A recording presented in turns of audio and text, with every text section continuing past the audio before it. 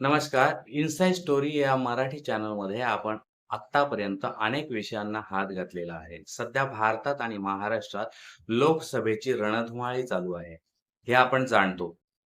आणि त्यामुळे गोदी मीडियावर सध्या खोटे किस्से, खोट्या कहाण्या, मोडतोड केलेल्या बातम्या आणि भाषणांची क्लिप्स व्हायरल केल्या जात आहेत.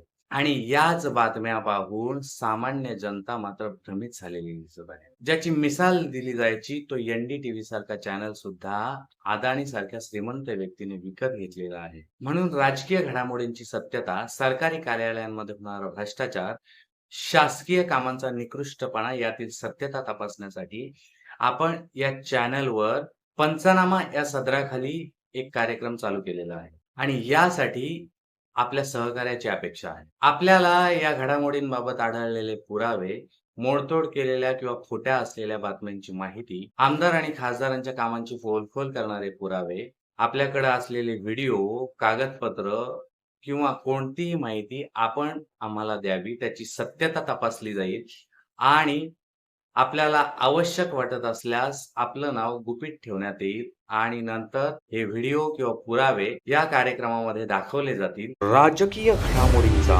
सरकारी बाबूंच्या भ्रष्टाचाराचा, पडद्यामागच्या कहाणीचा आणि असत्याचा बुरखा फाडणारा पंचनामा. आपल्या सहकार्याची अपेक्षा. धन्यवाद.